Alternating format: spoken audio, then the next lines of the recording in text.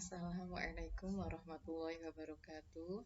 Perkenalkan, nama saya Rif'ah Firdausi, NIM 238113117. Saya di sini akan memaparkan tentang ilmu hadis yang berjudul Ruang, Lingkup, dan Sejarah Perkembangannya. Materi pembahasan sebagai berikut. Latar belakang. Hadis merupakan salah satu sendi asas pokok yang telah membentuk pola pikir para sahabat serta sikap, perubahan, dan etika mereka. Dalam mempelajari tentang hadis Nabi Muhammad SAW, kita harus mengetahui terlebih dahulu tentang ilmu-ilmu hadis atau yang bisa disebut ulumul hadis. Dalam mempelajari ilmu tersebut, kita juga harus mengetahui beberapa elemen yang berkaitan dengan ulumul hadis, seperti arti dari ulumul hadis itu sendiri, apa dan bagaimana sejarah perkembangan ulumul hadis, ruang lingkup, serta cabang-cabangnya. Dengan mempelajari ilmu hadis, kita dapat memahami tentang pengertian, perkembangan, dan cabang-cabang hadis dalam ulumul hadis, serta dapat menerapkan dalam mempelajari studi hadis. Pengertian. Kata ilmu hadis dari bahasa Arab ilm, yang berarti ilmu. Hadis menurut bahasa adalah kebalikan dari qadim. Hadis adalah segala sesuatu yang dinisbahkan kepada Nabi Muhammad SAW, baik dari ucapan, perbuatan, ketetapan, sifat diri, dan sifat pribadinya. Ilmu hadis menurut ulama mutaqaddimun adalah ilmu yang membahas di dalam tentang bagaimana hadis dengan Rasulullah SAW, yaitu pengetahuan tentang keadaan periwayatnya dilihat dari segi keabsahan dan keadilannya, juga dari segi sanadnya apakah bersambung atau terputus dan lain sebagainya. Ruang lingkup ilmu hadis. Para ulama mutaqaddimun membagi ilmu hadis menjadi dua, yaitu ilmu hadis dirayah dan ilmu hadis riwayah. Ilmu hadis riwayah. Ilmu hadis riwayah ialah ilmu yang membahas cara kelakuan persambungan hadis kepada sahibur risalah, junjungan kita Nabi Muhammad SAW, dari sikap para perawinya menjadi kekuatan hafalan dan keadilan, dan dari segi keadaan sanad putus atau bersambungnya, dan sebagainya. Pokok pembahasan ilmu hadis riwayah berkisah tentang proses periwayatan kepada orang lain, pencatatan, pengkajian sanad-sanadnya, serta menguji status setiap hadis, apa sahih atau dhaif. Adapun faedah mempelajari ilmu hadis riwayah yaitu menghindari kesalahan pengutipan dari sumber yang pertama Nabi Muhammad SAW. Ilmu hadis dirayah. Ilmu dirayah adalah ilmu yang membahas cara kelakuan persambungan hadis kepada sahibur risalah, junjungan kita Nabi Muhammad SAW, dari sikap perawinya.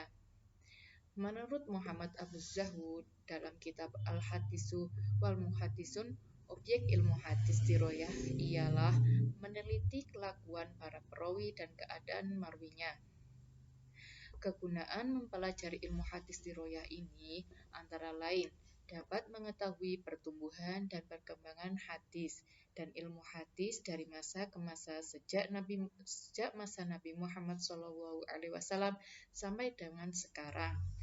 Ilmu hadis dirayah inilah yang pada masa selanjutnya secara umum dikenal dengan ulumul hadis, mustahalah al-hadis atau usulul hadis. Menurut Tengku Muhammad Hasbi As-Siddiqi, cabang-cabang besar yang tumbuh dari ilmu hadis riwayah dan dirayah antara lain ilmu rijalul hadis, 2.